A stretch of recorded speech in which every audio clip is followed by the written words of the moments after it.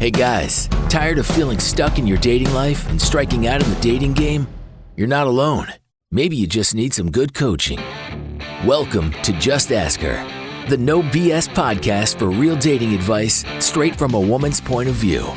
Dating expert Gracie Pleschourt and her co-host, certified life coach Tracy Pleschourt, are here to give you the play-by-play on how to attract more women you're interested in. So, let's take back control of your dating life. This is Just Ask Her.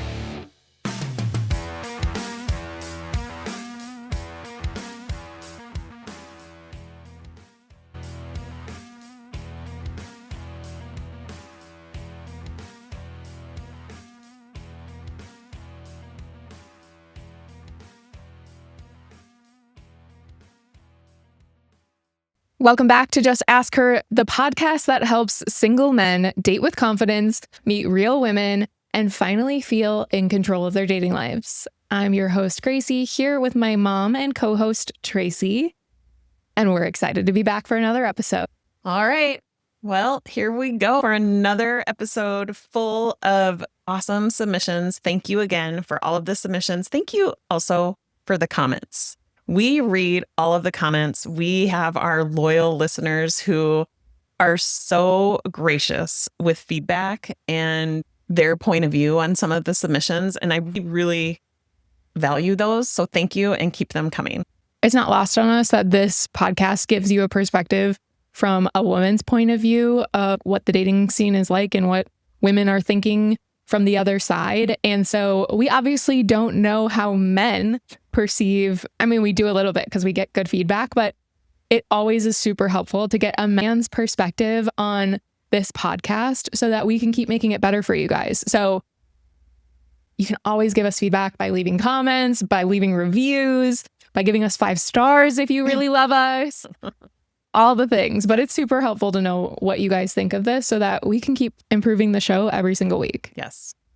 The first submission is written in by Dakota, and it says, I'm a 31-year-old guy who struggles with finding a quality woman. A few years ago, I moved back in with my family to pursue starting an online business, which has caused some obvious challenges to dating. However, I've spent my extra free money that isn't bills and debt on education and mentorship. After 3 years of doing my business, I realized it wasn't my calling and now pivoting to paying off my debt so I can move out again. In my situation, I live in a smaller-ish city where there aren't as many options for dating. I'm perplexed on what to do with my dating life. People try to get me to do Love is Blind or these other reality TV shows because I'm a genuinely handsome person, but I'm just trying to find my person. So should I just save my time and jump at the opportunity to date only if it happens naturally, or try something different? This is an interesting submission, Dakota. Thank you for writing in.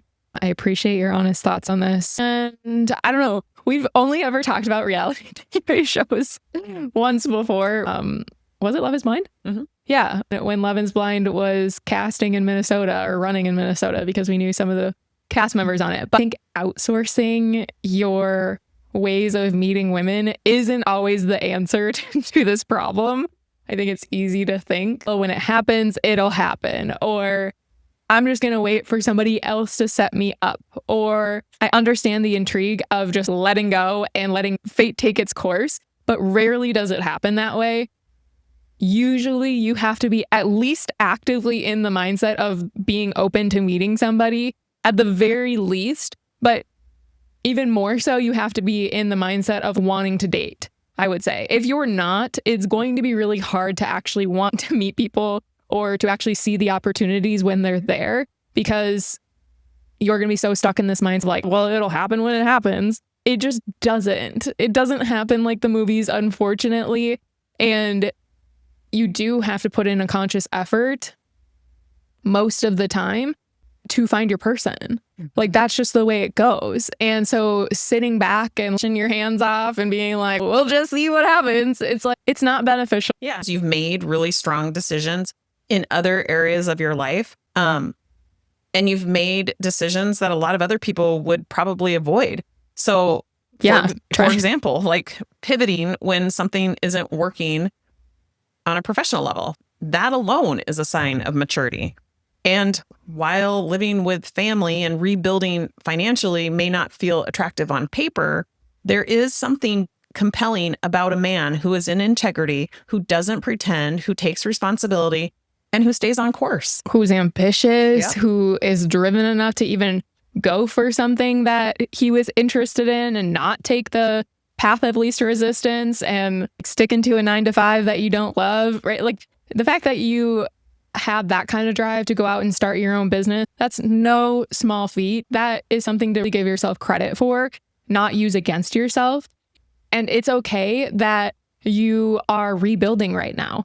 It is all about how you talk about it. And there, yes, are going to be women that are in a different phase of life or have different goals for themselves right now and aren't going to be interested in the phase that you're at. And that's okay. There's also going to be women that see your love and your passion and your ambition for building a better life, and they're going to be attracted to that.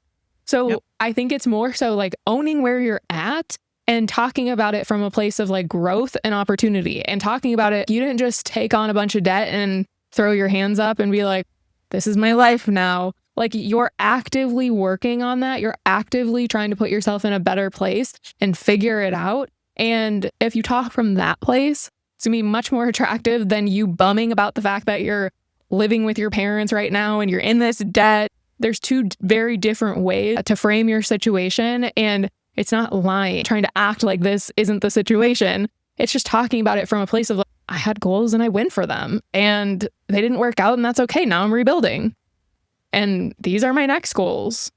Yeah, exactly. And your experience with the dating apps does confirm something else that we know to be true. And that is geography matters. We have a small relationship with Hinge. It was super interesting to do a conference call with them, about a month ago? Mm-hmm. And we got a better understanding of the different departments within that organization. And they are so sophisticated and they are mission driven. And I love that about them. They conducted a report back in 2021 that acknowledged match success drops significantly in smaller cities due to population density and app usage. Meaning your profile could be just as strong as in major cities, but the pool is smaller and the algorithm has less to work with. Yeah, I would say if you've seen good results in a different location, it's likely not you. It's likely the location that you're in. That's very real. This definitely happens. Depending on where you're at, you've probably also heard us talk about how to not use location as an excuse for not being able to meet women. But when it comes to the dating apps, it's a little bit different of a story because that's legit. There's only so many people on the apps in your location that's around your age that's also single. It is a smaller pool when you're in a small city when it comes to the dating app specifically. So yeah, it's fair to keep that in mind. Just like you pivoted with the business that wasn't working out. If the apps aren't a tool that's working out right now, pivot. Like they're just one tool. There's plenty of other ways to meet women. And so don't get caught up on the one way that's not working. Get resourceful and start trying out other ways that would actually benefit your dating life right now. Yeah. And you're not buying your time. That too needs to be a reframe. You're not buying time until life looks better on the outside. You're building something internally that will carry you into your next relationship. When a man dates from this place, not from lack, not from image maintenance, but from this grounded purpose, he becomes deeply attractive. So if dating happens naturally right now, great. But don't white knuckle your way through the apps just to prove that you're trying. Instead, stay open, stay engaged with life, and consider more real life opportunities to meet people. Try the interest-based groups, try volunteering, or tapping into your network of friends. Yeah. And when it comes to the living alone, it's so funny because just last week I responded to somebody's question about this on Instagram, asking if still living with parents is a turnoff for women. And when I did some research on it, 1 in 3 adults ages 18 to 34 in the US are living with at least one parent today.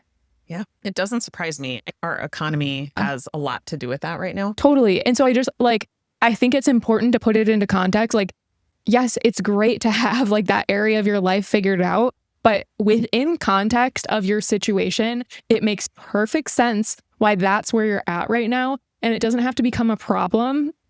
You should be tapping into other like entrepreneur spaces, like other aspiring business owners, women who have their own business or have tried to start their own business or are small business owners. Like, they will get you. Like 100% they will understand where it is that you're at right now. And they will respect the shit out of the fact that you even tried. Right. And so I just think it's all about perspective and it's all about how you decide to think and talk about it. Yeah.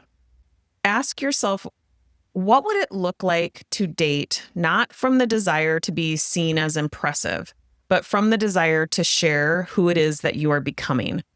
I know that lands with a lot of entrepreneurial minds. We coach a lot of entrepreneurs and we talk a lot about who it is that we're becoming. And so I want you to spend some time thinking about that, who it is that you're becoming, and start letting that lead the conversation, especially in your dating life, so that you don't feel this need to fill the gaps with things that you think might impress somebody.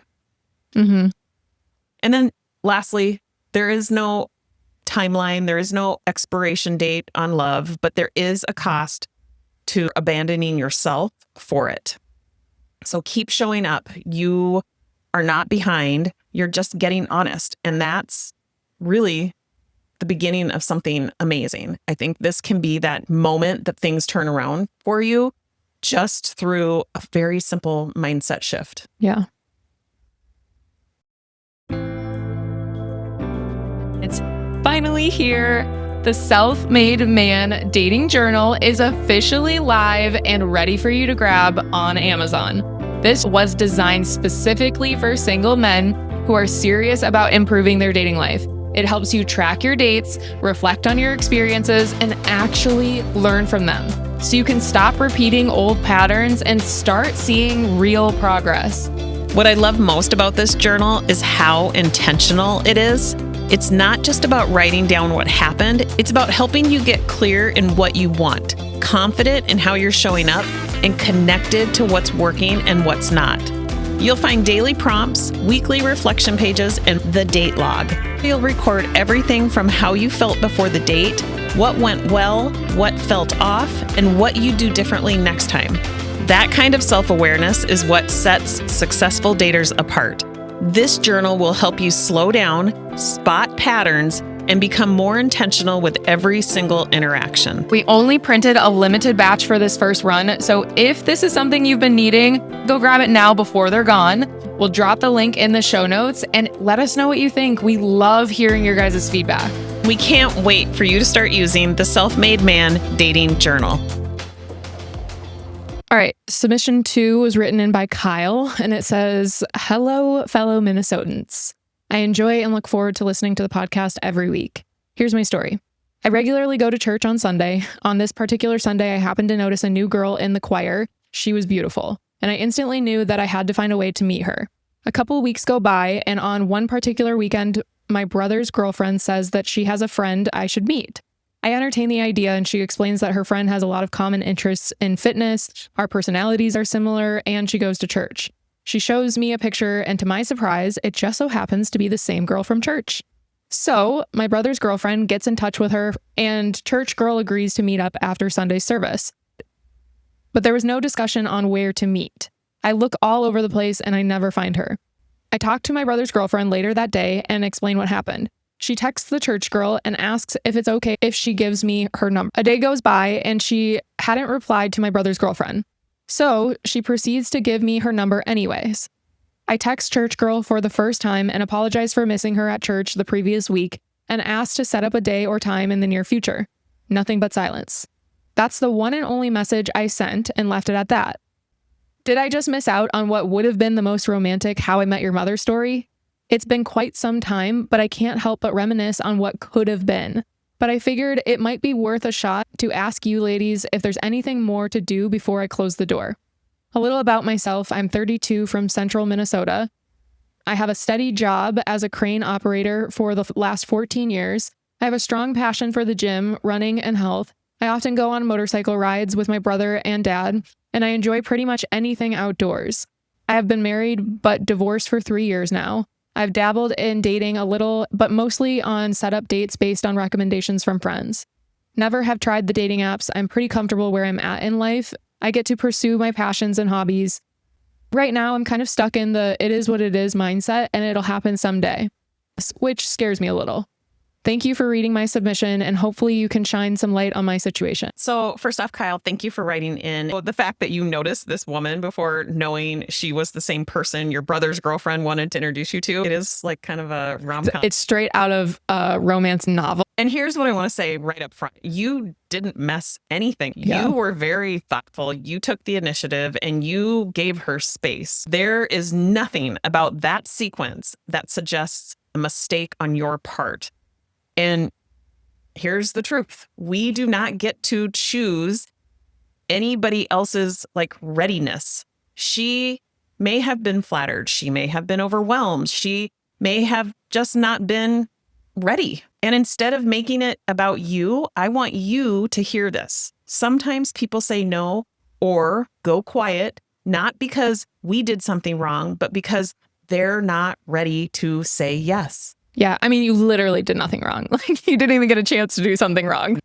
It's obviously nice to fantasize like the shows and the movies and think about the what could have beens. That is just your brain's way of trying to keep you safe. And its 3 main jobs that it's working on at all times is to seek pleasure, avoid pain, and try to be efficient. And that's all that's happening right now. It's creating this story as a way to seek pleasure and avoid pain of being single. And it's trying to be efficient using the fact that you had the great connection and she was from church and all the things. And so it's totally normal that this is the story that's been built in your head. And I love a good romance novel as much as the next girl, but it's like that doesn't change the fact that this is real life. And if she was interested or if she was in a place where it made sense or she was wanting to date or whatever, she would have responded. She would have gotten back to you. And if this just happens to be a fluke and she got a new number the day before her friend texted her and whatever, we could make up a million different scenarios. You have to trust that it's going to work out. Maybe you'll bump into her at church next week and you'll have the opportunity to strike up a conversation. Maybe she will see your friend at church and her friend will ask, hey, did you get my message? Right? And you'll get some clarity there. Whatever the case, sitting and spinning on the possibilities of what could have been isn't helpful. Stay open to these possibilities. Keep saying yes when your friends set you up. Keep looking for opportunities. The fact that you spotted her at church and you were interested, let's start making more opportunities in places that you like going, that you feel very aligned with the other people that are there, like church. Obviously, there's lots of people that are very aligned with you there, but you do have to be in the mindset of wanting to look for them at the very least and being open to putting yourself out there so that you actually have a shot at making something out of them. Yeah. And I want to point out a part of your story that really stood out to me.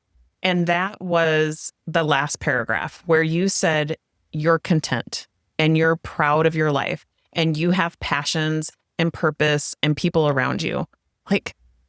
Really lean into that. Feel the energy in those words because it is truly beautiful. I also want to spotlight the part where you said it scares you a little bit. Here's what I think the fear is really trying to tell you. Being content is great, but contentment without curiosity can start to create avoidance.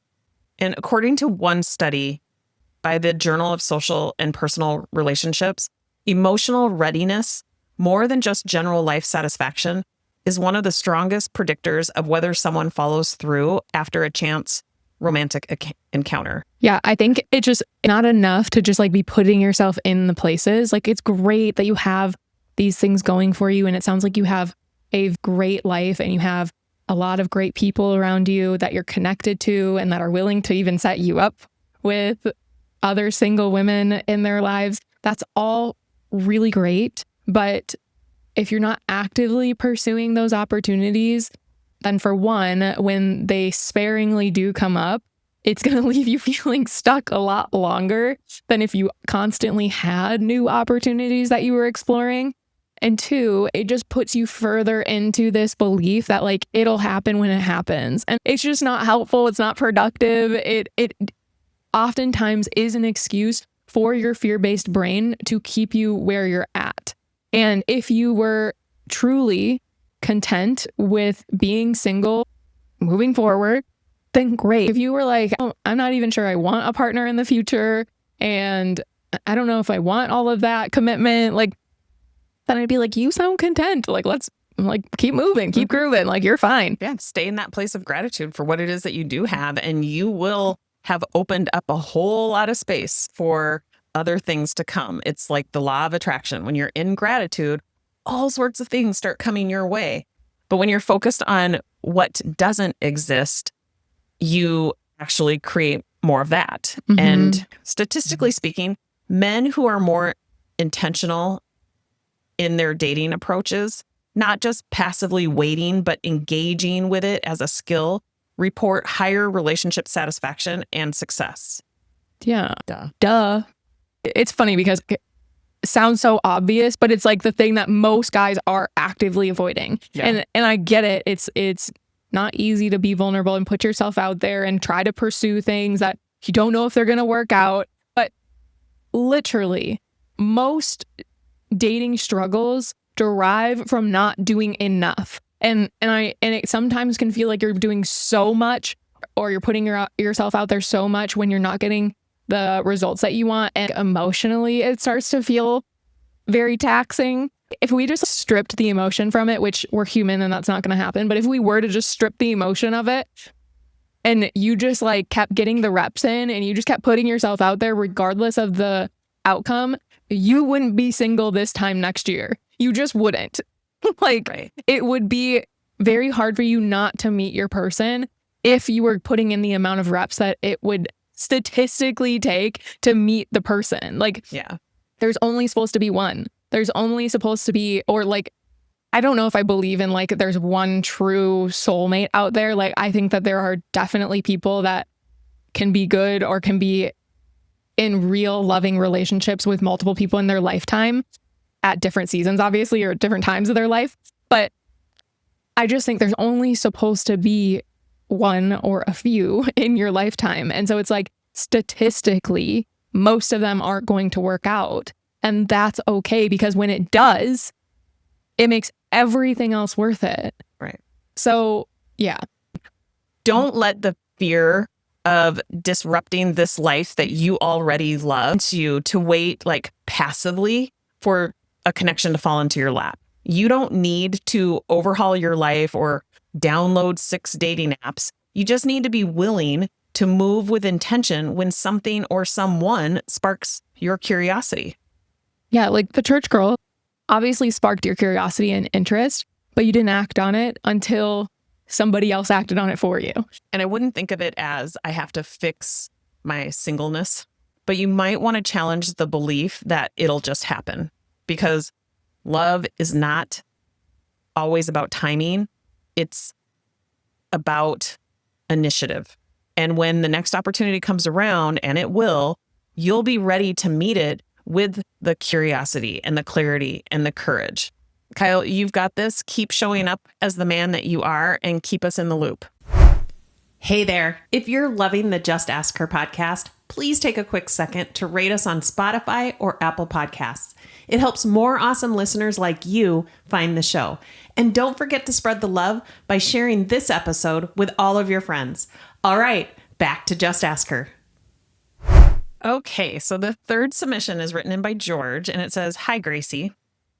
I've been talking to this girl for almost 3 months now. I'm 34 and she's 32. I finally found the urge to ask her out. I wouldn't say on an official date, but just to hang out as friends, and she wasn't interested. She said that she wasn't interested in hanging out nor going out on a date with anybody in the near future because she's very focused on her 2 kids and her goals that she wants to accomplish. We still talk, but ever since she declined, I have been feeling some type of way. Something tells me to just stop talking to her and move on because I'm going to be wasting my time at this point. But then I overthink and hope maybe one day she'll finally be ready to date again. I really don't know what to do. Should I just stop talking to her and move on? Or what? Thank you. I'm very curious to know what your thoughts are. It's funny because, again, it seems so similar to the other submissions. When somebody tells you that they're not interested or they're not ready, they have something else that they want to focus on, you need to believe them.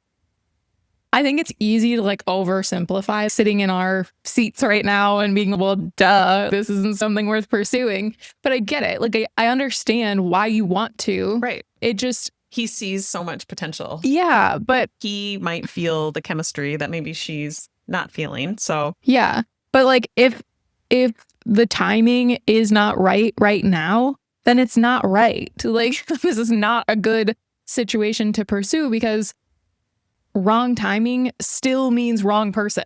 And Yeah. so I just think, no matter how good she looks on paper or how good you look together on paper, Yeah. if she's not in a place to invest in this relationship, you are pouring energy into something that you're not going to get anything out of. right. Yeah.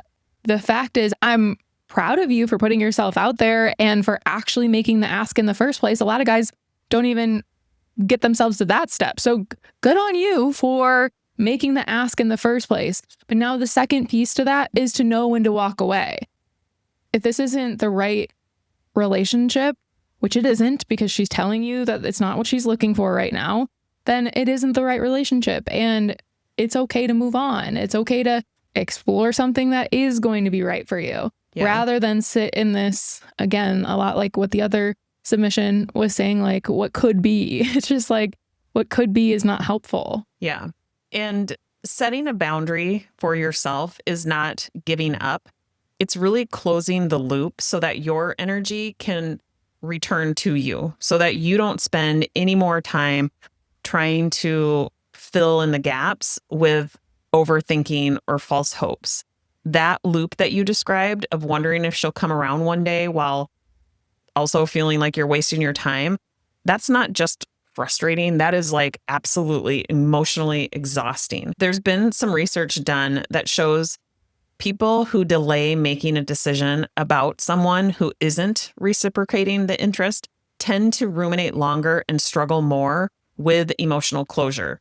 So, by deciding to stop feeding the connection that isn't being fed in return, you're not being dramatic. You are freeing yourself from this no-win situation. This woman might be amazing. She may have real reasons for needing space and focusing on her kids and goals, which I think sounds legit. And still, you're allowed to choose. You're allowed to say, I'm worth someone who is available right now, not later, and not maybe. Yeah. And I think to your point of, is this just going to be a waste of time? It depends on what you're trying to do by talking to her. Do you want her in your life as a friend, as a friendly relationship, and not a romantic one? If you could see that, then go ahead. You can keep talking to her. But if you want her in your life only as a romantic relationship, then no, you should not keep talking to her. Yes, it's going to be a waste of time. Like, she's flat out told you at this point that it's not what she's looking for. And I honestly have a lot of respect for her for being so clear about that, putting it out there so bluntly, even though it's not what you wanted to hear. Like, you can't get any more clear of a sign that she's not interested, at least not interested right now. And that's all you need to know that it's not worth pursuing. Yeah. Yeah. So just to recap, we want you to do the exercise on understanding, getting honest about what it is that you want, not what you're hoping she will eventually come around to, but what is it that you currently want right now from... If nothing else changes, we're still keeping this friendly relationship between the two of you. Nothing is changing in her mind. After you've decided whether or not you want to have a friendship with her, pursue a friendship with her, now your actions need to match the standards that you have. That's how you're going to stop wasting time and start living in alignment with the love for yourself and for others that you actually deserve. And I would not tell yourself that you're confused.